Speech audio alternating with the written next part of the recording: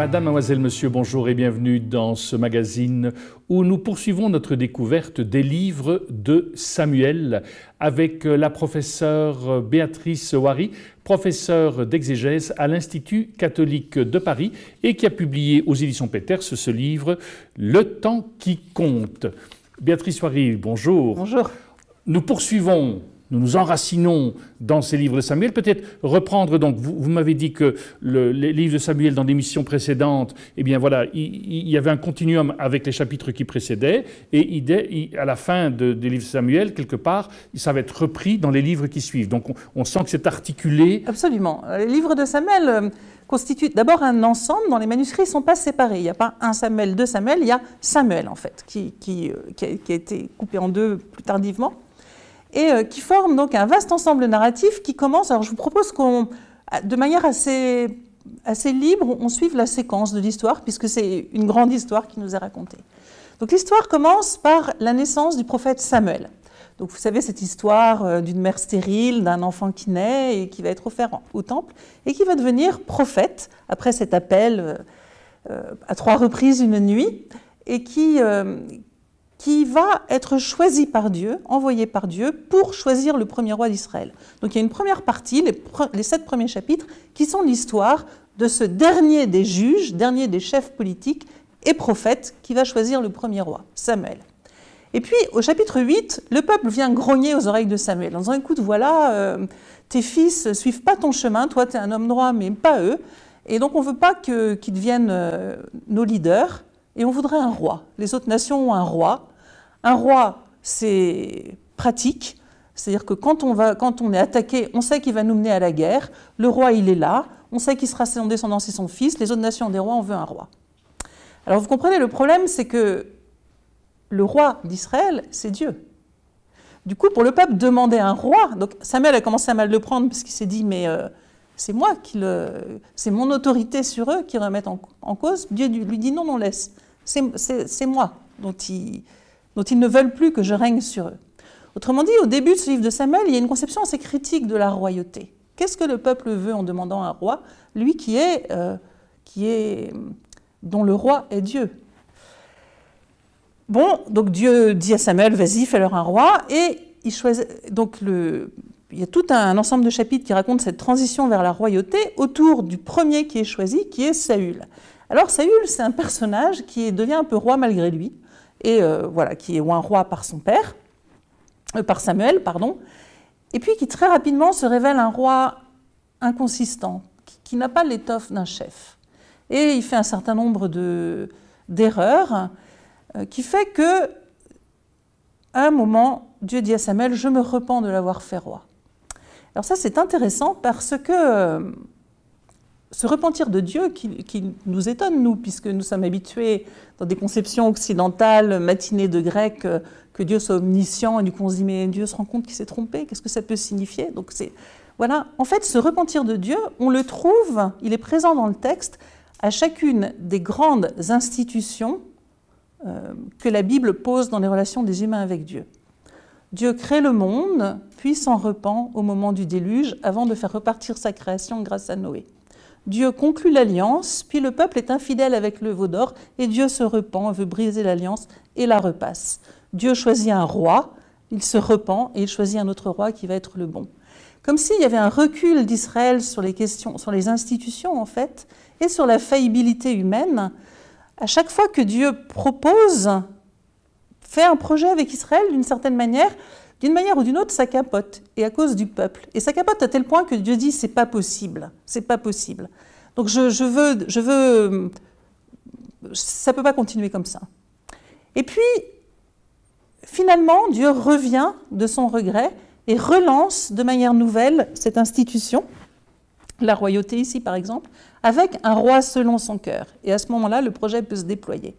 Autrement dit, il y a aussi, comment dire ça? C'est une manière, je pense, de comprendre l'histoire comme une histoire où dans le projet de Dieu sont intégrés les ratés humains. Et aussi une manière de ne pas idolâtrer les institutions. Et voilà, une manière, somme toute théologique de raconter et de manifester un Dieu qui épouse pleinement le mouvement de l'histoire qu'il conduit et que les humains emmènent parfois vers des voies que lui-même qu'il ne souhaitait pas. C'est le mal qui envahit la terre après la création, c'est le veau d'or qui est l'idole à laquelle le peuple va rendre un culte, au lieu de rendre un culte au seul Dieu. C'est ce roi un peu fragile auquel ils vont s'asservir. Et puis, Dieu fait repartir son projet. Donc c'est ce qui se passe au début des livres de Samuel. Donc voilà cette partie d'institution de la royauté, et donc Dieu se repent, et puis il envoie Samuel choisir David. Et donc là, on a un grand ensemble narratif qui commence, qui va être... On est situé où dans le... Donc là, on est au chapitre 16 du premier livre de Samuel.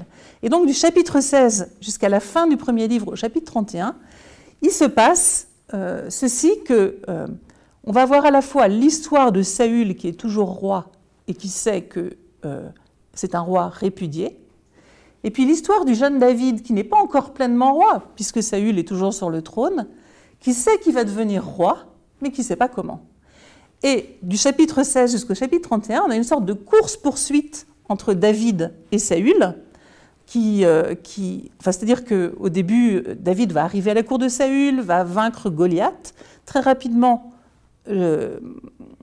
Saül va être jaloux et cherche à tuer David. David se réfugie dans le désert, et là, on a un tas d'aventures. C'est presque une saga, où, grâce à des événements providentiels, grâce aux amis de David, grâce à la lourdeur de Saül, David échappe à chaque fois, jusqu'à ce que, lors d'un combat, alors que David est loin, Saül soit mis à mort. Et c'est la fin du premier livre de Samuel. Au début du deuxième livre de Samuel, David peut devenir pleinement roi, puisque Saül ne l'est plus, et commence son ascension royale, avec notamment la prise de la ville de Jérusalem, qui va devenir sa capitale, et qui n'est pas une ville israélite au début des livres de Samuel. Puis la venue de l'arche, il fait venir l'arche, vous savez, cette fameuse arche dans laquelle étaient les tables de la loi, qui est le lieu de la présence de Dieu, fait venir l'arche à Jérusalem, dans sa capitale, il danse devant elle, dans cette scène qui est bien connue. Et puis, tout de suite après, commence une autre ample partie qui va aller jusqu'au début du livre des rois, qui va être la question de la succession de David. Nathan, le prophète, vient le voir et lui annonce que Dieu lui construira une maison et qu'il aura un fils qui régnera à sa place. Le royaume de David continue de s'étendre, mais voilà que David pêche gravement. Il prend la femme d'un de ses soldats, Bethsabée, on est au chapitre 11 du deuxième livre de Samuel, il prend la femme d'un de ses soldats et met à mort son mari Uri. Et Dieu, à nouveau le prophète intervient pour dire à David, la violence que tu as exercée, c'est une violence qui va habiter ta maison. Les fautes que tu as faites, les conséquences vont être...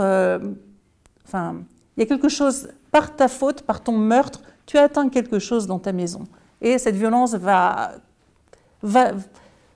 rester présente. Et à ce moment-là, il y a une sorte, cette deuxième partie de la vie de David est beaucoup plus sombre, après l'ascension fulgurante du jeune berger, est beaucoup plus sombre parce qu'elle va voir le viol de Tamar, une fille de David, par son frère, le meurtre du frère violeur par Absalom, l'autre frère, et puis la révolte d'Absalom contre son père.